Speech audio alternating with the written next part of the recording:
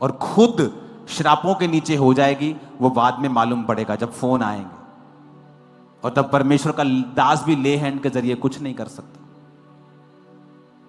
हन्ना क्या कहती है यहां पर, पढ़ो बाइबल में 2 आयत। उसके माता पिता प्रति वर्ष छोटा सा बागा बनाकर अपने पति के संग वर्ष की मेल बलि चढ़ाने वो हन्ना आती थी और बागे को लेके आया करती थी। हर साल, हर 3 महीने में नहीं, पहले भी वो साल बाद ही आते थे, लेकिन हन्ना का बेटा वहीं पे है। और मालूम क्या, एकलौता बेटा सालों के बाद हुआ है। हर 3 महीने में जाना चाहिए उसको। पोतो तू ठीक है ना, तेनू अली रोटी ते दिंदा है ना, तेनू अली मारदा तो नहीं का। इससे अच्छा तुम अपना बेटा भवन में ना देती, अपने पास रखती। या तो सेवा करो ना, जब करनी है तो तन मन धन ताकत बल बुद्धि ब्लड से सबसे कर दो। फिर या तो मत करो। कौन तुम्हारे ऊपर सिर पे तलवार लटका के खड़ा था? तुम परमेश्वर के भवन में सेवा करने के लिए आए? किसने तुमको इनवाइट किया यहां पे सेवा करने के लिए? आओ, तुम खुद आए। स्पिरिचुअल विजडम हर साल ही आई। फिर वो एकलौता बेटा, दिल करता है मां का देखने में। 3 महीने में फिर क्या है, एक बार जा आएगी तो, पर हर साल आती थी वैसे जैसे पहले आती थी। बागा बना के कपड़े दे के जाती थी। एली ने देखा, खुदा ने देखा, ये औरत आत्मिक बुद्धि से चलती है। बुलाया एली ने उसको दोबारा। एली ने एलकाना और उसकी पत्नी को आशीर्वाद देकर कहा, यहोवा इस बालक के बदले जो तूने अर्पण किया है, तुझको इस पत्नी से वंश दे। तब वो चले गए। 21 में लिखा, यहोवा ने हन्ना की सुधि ली, वो गर्भवती हुई, उसके 3 बेटे और 2 बेटे, 3 बेटे और 2 बेटियां और हुई, और बालक यहोवा के संग रहता हुआ बढ़ता गया। एक बार स्पिरिचुअल विजडम अप्लाई की, बेटा हो गया। फिर उसको अप्लाई किया। रोज रोज उसका पता लेने नहीं गई, हाय मेरा पुत्र, हाय मेरा बेटा, ठीक तो है ना? एली के पुत्र लुच्चे हैं, कहीं मारते तो नहीं उसको? अरे यहोवा के घर में तुमने भेजा है, जिसके घर में भेजा है वो संभाल लेगा तुम्हारे बेटों को। स्पिरिचुअल विजडम सबके पास नहीं है। एली के अंदर एक कमी थी, अपने बच्चों को सुधारा नहीं उसने।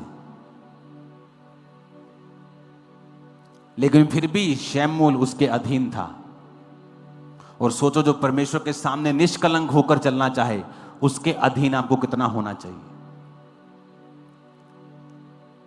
और वचन क्या कहता है? यहोवा ने फिर उसकी सुधि लेकर उसको 3 बेटे और 2 बेटियां और दी। Spiritual wisdom.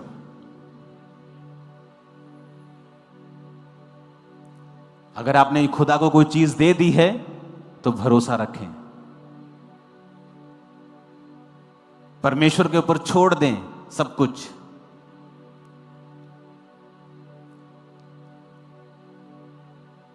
कहते हैं ना, जड़ी औरत 24 घंटे अपने पेके ना जुड़ी रहे फोन ते, वो कदी अपने सोहरे च खुश नहीं रह सकती। ये सच बात है, सच बात है। ये मैं आपको बता सकता हूं, सच बात है ये।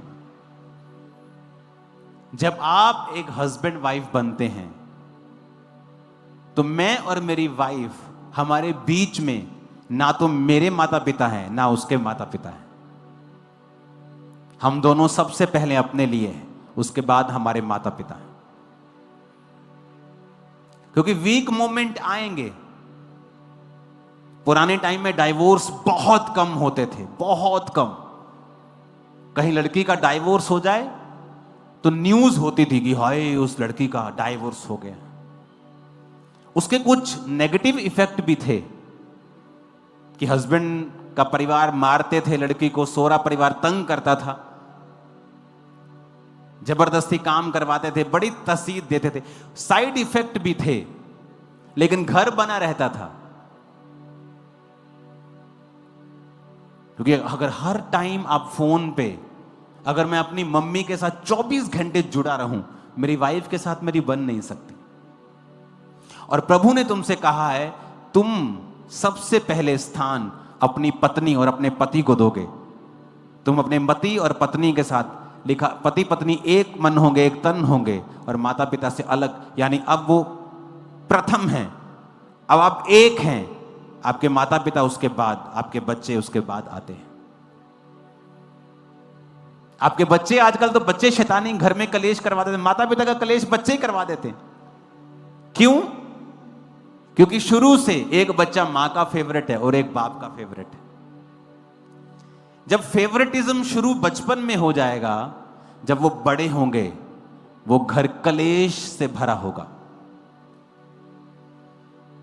आपके बच्चे माता और पिता दोनों से प्यार करने वाले होने चाहिए। चाहे 4 बच्चे हैं, माता पिता के सभी फेवरेट होने चाहिए।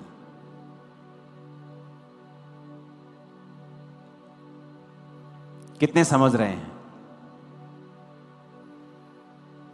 आप इग्नोर नहीं कर सकते किसी बच्चे को।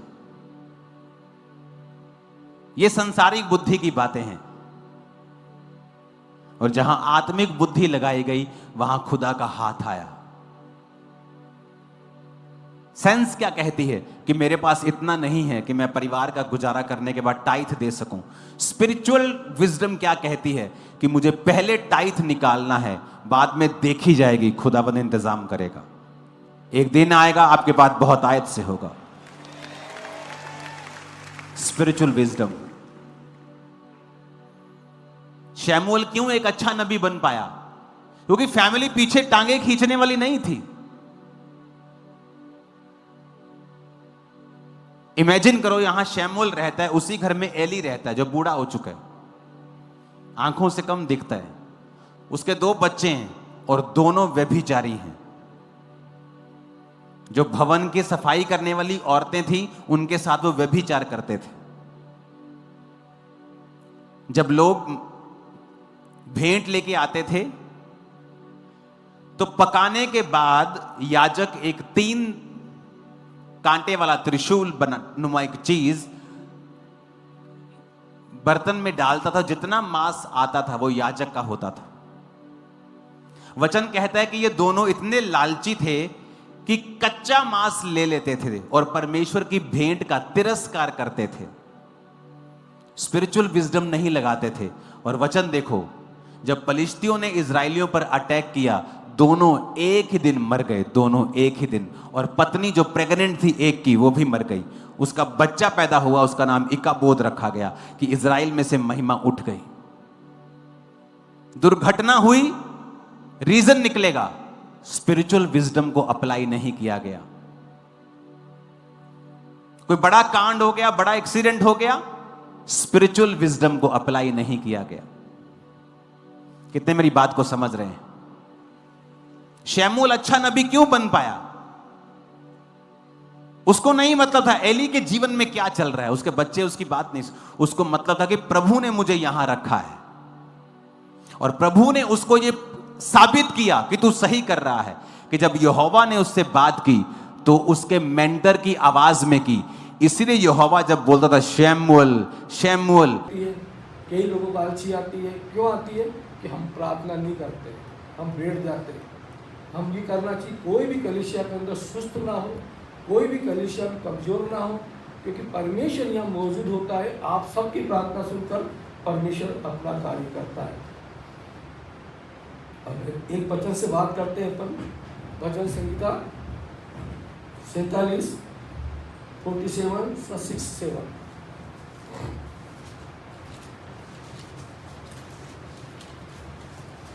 परमेश्वर का भजन गाओ, भजन गाओ, हमारे महाराजा का भजन गाओ, भजन गाओ, क्योंकि परमेश्वर सारी पृथ्वी का महाराजा है। समझ बूझकर बुद्धि से भजन गाओ। बस वो 2 बार बोला भजन गाओ, भजन गाओ, हमारे महाराजा का भजन गाओ। लेकिन कैसे गाओ? समझ बूझ के। जब भजन वाला यहाँ भजन गाता है तो ये जो स्टेज है यहाँ पर कोई अगर अपनी महिमा करे तो वो गलत करता है। यहाँ जो भजनकार भजन गाते हैं वो मुग्ध होकर भजन गाते हैं, सूझबूझ से गाते हैं, ताकि जब वो भजन गाता है तो जो हमारे कानों में भजन जाता है वो भी एक तरह की प्रार्थना, एक तरह की स्तुति है।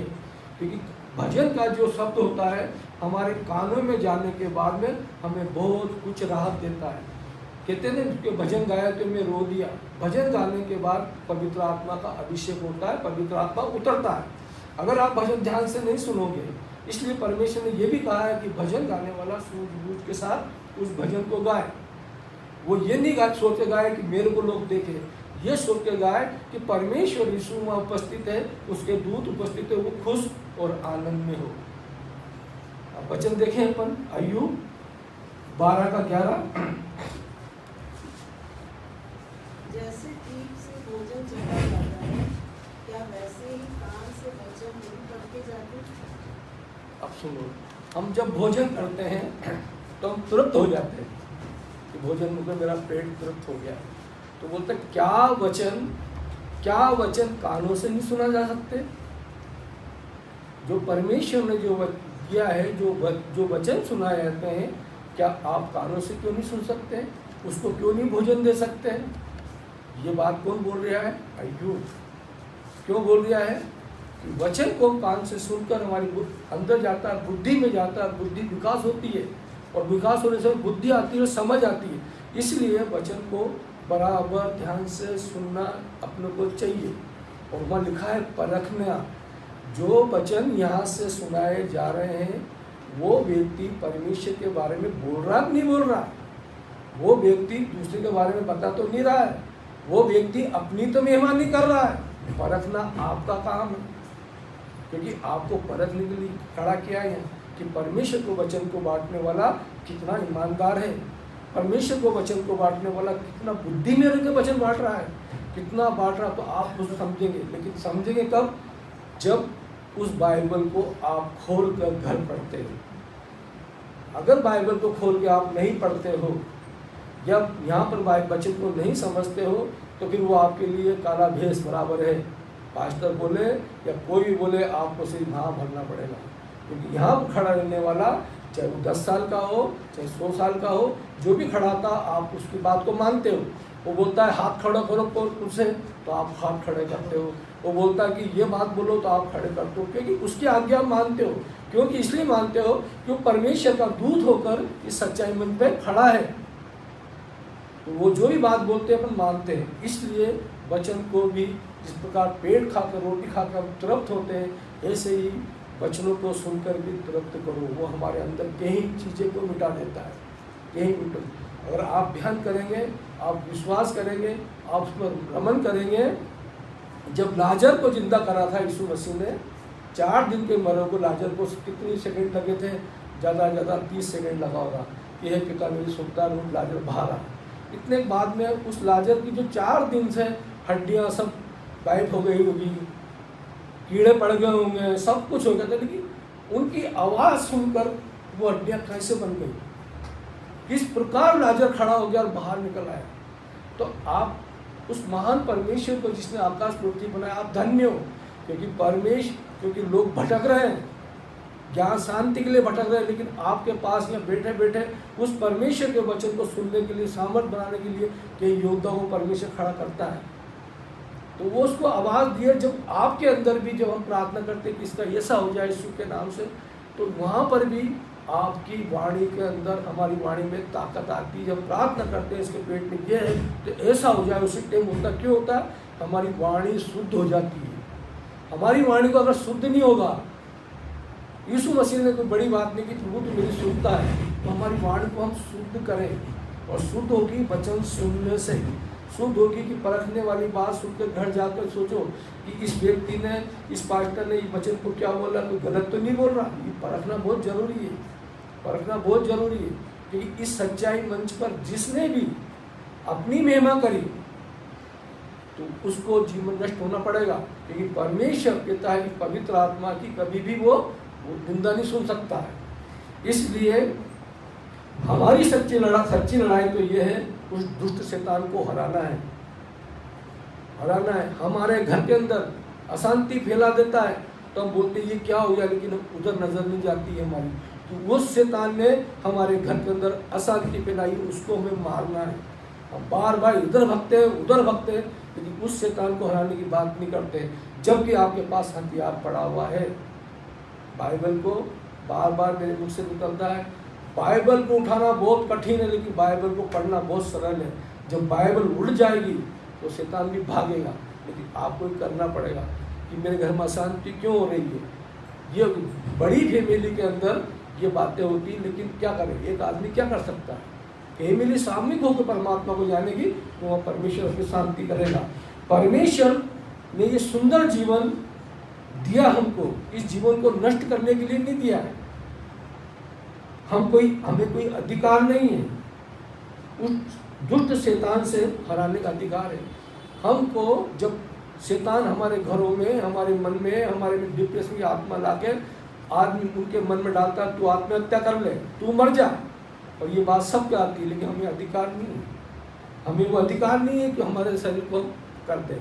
इसीलिए परमेश्वर के वचन को सुनना और बहुत जरूरी है। प्रार्थना हराने की हमें शिक्षा देता है।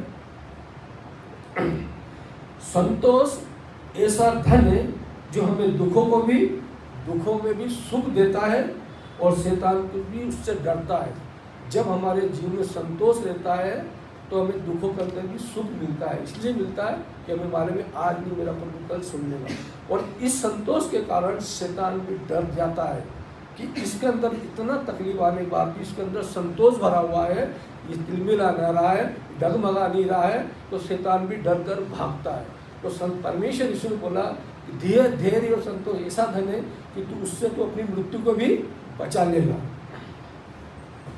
प्रार्थना का फल उत्तम है, इसलिए अंदर उत्तम विचार रखना चाहिए। प्रार्थना जो भी कर रहे हो आपकी सुनी जाएगी, लेकिन उसका फल उत्तम है और उत्तम विचार होना चाहिए।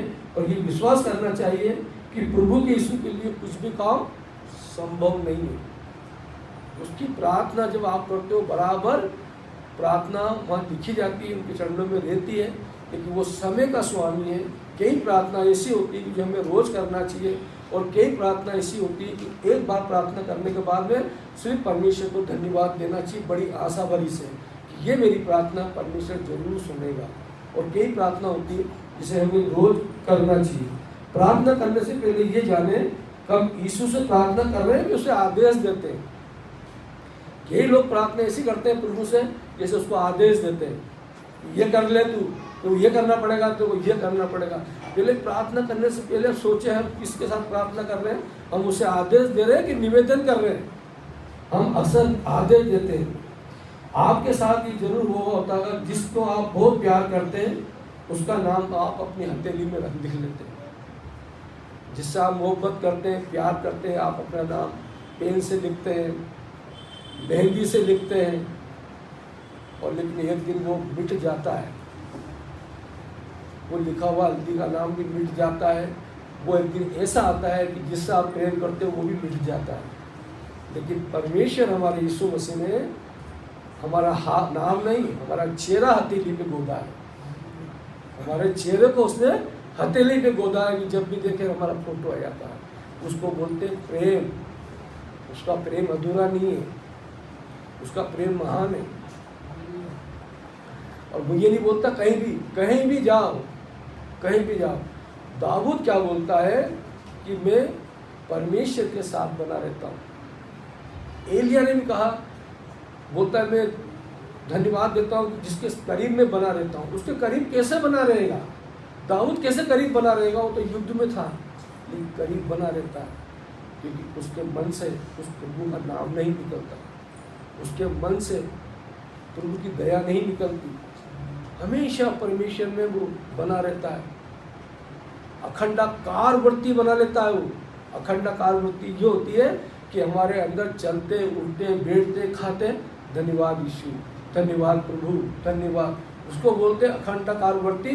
और वो व्यक्ति हमेशा उस प्रभु के साथ बना रहता है। और ये अखंडावार करती बनाने से हमें क्या लाभ होता है? हमारी वाणी शुद्ध होती है, हमारी वाणी पवित्र होती है, जब भी आपके पास किसी का फोन आएगा आपको प्रार्थना का, आपने फोन करा, परमेश्वर आपकी बात को जरूर प्रार्थना सुनकर उसे चंगाई, आशीष, कृपा, शांति मिलेगी, क्योंकि आपकी वाणी में परमेश्वर की जबान पर शुद्ध है, क्योंकि आप कंटिन्यूस उसका धन्यवाद देते हो।